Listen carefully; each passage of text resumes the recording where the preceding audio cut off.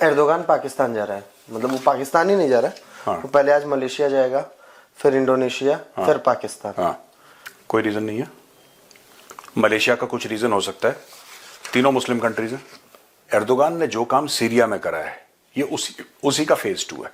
Indonesia जो है वो क्यों इंपॉर्टेंट है? क्योंकि सबसे बड़ा मुस्लिम मुल्क है वो। Malaysia is an economic power house, ये आपको मानना पड़ेगा। Pakistan is a convenience for Erdogan. बिस्मिल्लाहिर्रहमानिर्रहीम। अस्सलाम वालेकुम मोहतरम नाजरीन। तुर्की के प्रेसिडेंट रिजेप तैयब एर्दोगान पाकिस्तान का दौरा करने वाले हैं। इंडिया चूंकि पाकिस्तान के हर अच्छे काम से जलता है, उसने फिर ये प्रोपेगेंडा करना शुरू कर दिया है कि जिस तरह शाम पर तुर्किश ने उनकी हुकूमत तबाह करके कब्जा कर दिया है, इसी तरह तमाम मुल्क जो पाकिस्तान जो मुसलमान मुल्क हैं उनके साथ भी ऐसा करने वाला है। बिस्मिल्लाहिर्रहमानिर्रहीम। अस्सलाम वालेकुम मोहतरम नाजरीन। इंडिया पाकिस्तान की तरक्की से, पाकिस्तान के अच्छे कामों से, पाकिस्तान की भलाई से हमेशा जलता रहता है। ख़ास तौर पर इंडियन मीडिया में जो वावेला होता है वो काबिल समाअत और काबिल दीद होता है। अब रिजेप तैयब एर्दोगान तुर्की के सदर जो है मलेशिया और इंडोनेशिया के बाद पाकिस्तान का दौरा करने के लिए उन्होंने ऐलान किया है। जब ये सुनना था तो इंडियन मीडिया में रोना धोना शुरू हो गया और वही नेगेटिव प्रोपेगेंडा करना शुरू कर दिया कि जो तुर्की है जिस तरह शाम की हुकूमत गिरा के उस पर कब्जा कर लिया है, इसी तरह ही ये तमाम मुसलमान मुल्कों के साथ भी ऐसा करने वाला है। चूंकि ये अरब और शिया के खिलाफ दूसरा मुस्लिम ब्लॉक बनाना चाह रहा है। असल में इंडियन का काम ही है जलना, हसद करना। इनके जहन में कभी भी अच्छी सोच नहीं आती, हमेशा पाकिस्तान खिलाफ, पाकिस्तान के मुखालिफ सोच आती है। इनका दिमाग हमेशा ही नेगेटिव सोचता है, क्योंकि पाकिस्तान से इनका खुदा वास्ते का बेर है। इसलिए ये जो भी सोचते हैं पाकिस्तान के खिलाफ सोचते हैं या पाकिस्तान के मुखालिफ सोचते हैं। पहले पाकिस्तान को ये भिखारी और फकीर मुल्क समझते थे, लेकिन अब जब से पाकिस्तान ने बड़े बड़े जहाज खरीदने शुरू कर दिए, एडवांस टेक्नोलॉजी खरीदना शुरू कर दिया, तो फिर ये जलते हैं कि जी ये डिपेंडेंट हो जाएंगे तुर्की पर, ये डिपेंडेंट हो जाएंगे रशिया और चाइना पर, और जब ये डिपेंडेंट हो जाएंगे तो फिर वो अपनी मर्जियां कराएंगे। मतलब यह है कि किसी तरीके से भी नहीं चाहते कि पाकिस्तान कोई सुख का सांस ले। ये सब आपको दिखाएंगे आगे बढ़ने से पहले। आपसे गुजारिश है कि अगर आपने चैनल सब्सक्राइब नहीं किया सब्सक्राइब कर लीजिए, ताकि इस तरह की अच्छी अच्छी वीडियोस जो इंडियन प्रोपेगेंडा को एक्सपोज करती हैं वो आपको मिल सकें। एर्दोगान पाकिस्तान जा रहा है, मतलब वो पाकिस्तान ही नहीं जा रहा है। हाँ। वो पहले आज मलेशिया जाएगा, फिर इंडोनेशिया, फिर पाकिस्तान। हाँ। साउथ एशिया में, मतलब एशिया के 3 कंट्रीज की ये विजिट है सर, 4 दिनों में।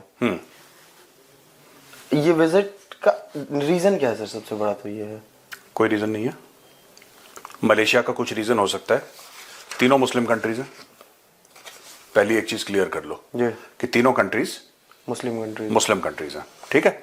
दूसरी चीज़ है प्रोड्यूसर कि ये जो हम लोग कहते हैं ना कि एर्दोगान जा रहा है, एर्दोगान ने जो काम सीरिया में करा है ये उसी का फेज 2 है।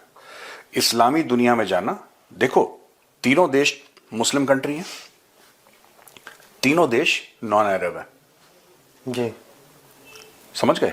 इंडोनेशिया जो है वो क्यों इंपॉर्टेंट है? क्योंकि सबसे बड़ा मुस्लिम मुल्क है वो, इन टर्म्स ऑफ पॉपुलेशन के लिहाज से सबसे बड़ा मुल्क है, पहली बात। Malaysia is an economic power house, ये आपको मानना पड़ेगा। Malaysia is an economic power house and Pakistan is a convenience for Erdogan, क्योंकि ये इमरान खान के टाइम से बीमारी लगी कि क्योंकि आधे पाकिस्तान, देखो इंडोनेशियंस जो हैं जी, जो इंडोनेशिया का प्रेसिडेंट आया उसने क्या बोला? I have Indian DNA. हाँ जी, याद है आपको? हम ही ने कवर करा था ना जब उसने जी, बोला था कि इंडियन डीएनए है मेरा। मलेशिया का अपना मामला है, ठीक है। इनफैक्ट मलेशिया सिंगापुर का ही Singapore used to be a part of Malaysia, और वहां पे ऐसा है कि सवेरे शाम लोग मलेशिया से आते हैं सिंगापुर में काम करने, वापस शाम को मलेशिया चले जाते हैं। By road they come, it's very clear, मतलब ऐसे है ना, बिल्कुल जुड़े हुए जी। यार। इशू ये हो गया है कि ये जो करने की कोशिश कर रहा है ना इस वक्त, what he is trying to do, is he is trying to get Muslim countries on his side which are non-Arab. फिर उसमें ईरान क्यों नहीं आ रहा है सर? ईरान से इसकी बनती नहीं है। ईरान इसलिए नहीं आ रहा है क्योंकि सीरिया से आपने किसको निकाला था? ईरान को निकाला। ईरान को निकाला था। और जो वो है अहमद अल शरा, जिलानी, हाँ, वो किसका आदमी है? टर्की का। टर्की का है। वो अर्दोगान का खासुल खास है अहमद अल शरा। वो गया भी था मिलने के लिए, मिला है वो। तो भैया ये गेम है, non Arab, non Iranian, non Shia, ये सारा का सारा एक ग्रुपिंग बना रहा है। Basically Erdogan wants to split the Muslim world. इसको बड़ी एक खुजली है ऑटोमन एम्पायर की, इसको बहुत एक खुजली है, खाज है, इसको बहुत एक वो है मन में कि मैं आलम इस्लाम का चैंपियन बनूं, चाहे उसमें दूसरे मुस्लिम देशों को मैं निपटा दूं। निपटा दिया ना इसने सीरिया को, सीरिया को निपटा दिया इसने।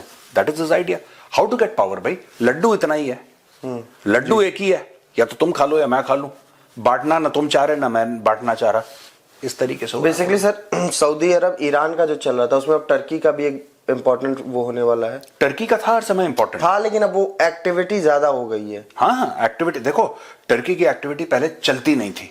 आज की तारीख में ये बात कर रहे हैं कि अगर आप ये देखो कि क्यों जा रहे हैं कि भाई पाकिस्तान कुछ खरीदेगा टर्की से, जी, हथियार खरीदेगा, ठीक है, वो हथियार अपने बेचेगा। और जब आप डिपेंडेंट हो जाएंगे टर्किश इक्विपमेंट पे, तो फिर आप पे राज करेगा वो टर्की। ये हो भी रहा है कि वो पाकिस्तान जाएगा तो कुछ नेवल वेसल्स और यूएवी। हाँ, वो देखो सुनो, वो नेवल वेसल्स बेच दे producer. Fact of the matter क्या है? फैक्ट ऑफ द मैटर ये है कि in the end who is going to fund it? Pakistan के पास पैसा तो नहीं है फंड करने के लिए। अमेरिका। पाकिस्तान, अमेरिका क्यों फंड करेगा? पीछे तो सर इन सब के तो वही खड़ा है ना, सीरिया का देख लीजिए। नहीं, सीरिया में प्रोड्यूसर बात यह है कि जो कुर्द है ना, उनके पीछे अमेरिका खड़ा है। अर्दोगान एक अपनी फॉरेन पॉलिसी ला रहा है, वो अलग से, हाँ वो नेटो का हिस्सा है, वो अलग बात है, दैट्स अ सेपरेट थिंग, ठीक है जी। तो ये जो भी कह रहा है ना कि हम इनसे मिलेंगे उनसे मिलेंगे, ये यही कारण है। He is meeting non Arab Muslim countries, that is the way to look at it. अगर इसके साथ अलाइनमेंट हो जाती है इंडोनेशिया की, मलेशिया की, Pakistan is a useful idiot. Pakistan को लगता है कि पाकिस्तान बहुत अहम है क्योंकि पाकिस्तान के पास न्यूक्लियर वेपन है। न्यूक्लियर वेपन्स बहुत देशों के पास हैं, लेकिन कोई न्यूक्लियर वेपन्स के बारे में हर रोज बकवास नहीं करता जितना इनफैक्ट जितना पाकिस्तानी न्यूक्लियर के बारे में बात करते हैं उतना किम जोंग भी नहीं करता, नॉर्थ कोरिया वाला।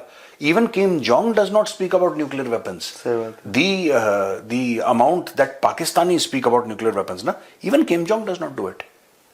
ये न्यूक्लियर वेपन को ऐसे समझते हैं कि जैसे इन्होंने बहुत मार्का मार लिया। हमारे पास भी है, इंडिया के पास, इंडिया से कोई नहीं बोलता, सब चुप है, सब चुप है। मुझे रमीज राजा का वो स्टेटमेंट याद है बहुत पहले। रमीज राजा का किसका? पाकिस्तानी कमेंटेटर था, इफ आई रिमेंबर करेक्टली।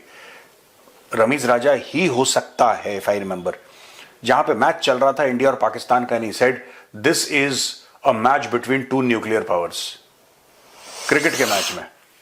ये ऐसे लोग हैं कि इनको पता नहीं क्या एक आ गया कि न्यूक्लियर हमारे हाथ में आ गया है, कुछ बड़ी अजीब। फ्रांस तो कभी नहीं बोलता, इजराइल कभी नहीं बोलता, है ना, इजराइल कभी भी नहीं बोलता। आपने अमेरिका को, अमेरिका नहीं बोलता, रशिया नहीं बोलता, चाइना नहीं बोलता, इंडिया नहीं बोलता,